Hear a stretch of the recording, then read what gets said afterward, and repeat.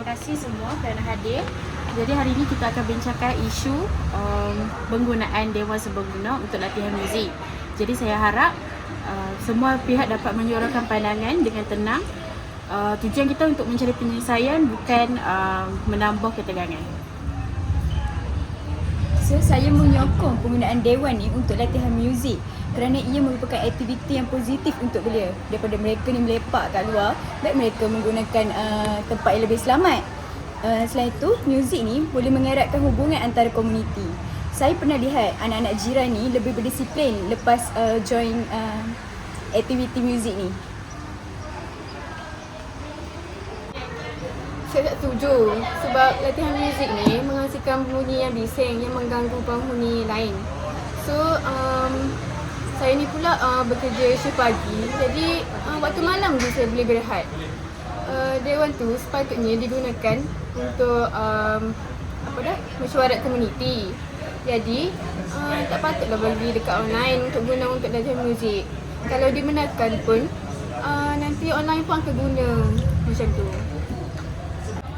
Kami sebagai wakil JMB menerima pelbagai aduan, ada yang menyokong dan ada juga yang bantah berkaitan dengan aktiviti di Dewan Serbaguna ni. Tapi dari segi peraturan, sepatutnya Dewan Serbaguna ni boleh digunakan untuk komuniti setempat. Tapi perlulah ada jadual dan juga masa yang tertentu.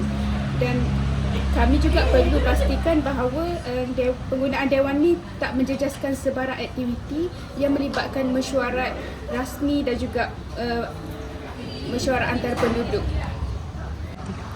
Okey, baik. Jadi kita ada dua isu utama, iaitu manfaat aktiviti muzik dan juga gangguan bunyi. Jadi boleh tak kita pertimbangkan kompromi, contohnya hak masa latihan sebelum 9 malam ataupun penggunaan alatan peredam bunyi. Contohnya kita boleh guna selama sebulan dulu untuk tempoh percubaan. Macam mana?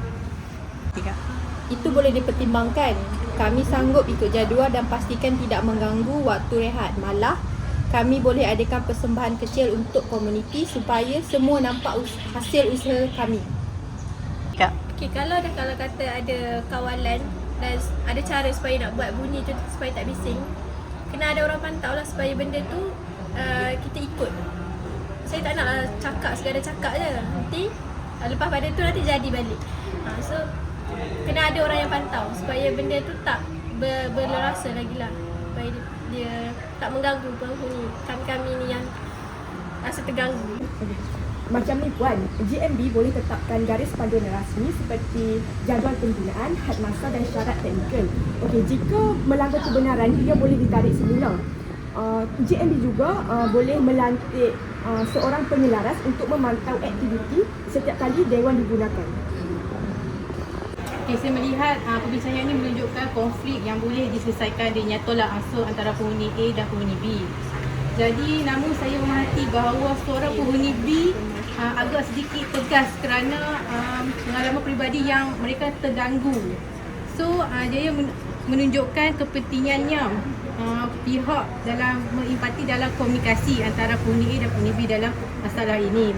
Jika pihak penyokong dapat menunjukkan kesungguhan menjaga aktiviti kejiranan, kepercayaan dan akan lebih mudah dalam membina kesempatan ini. Menegaskan bahawa isu ni bukan sekadar isu bunyi bising, tapi sebenarnya isu takbir urus kita punya kediaman ni lah.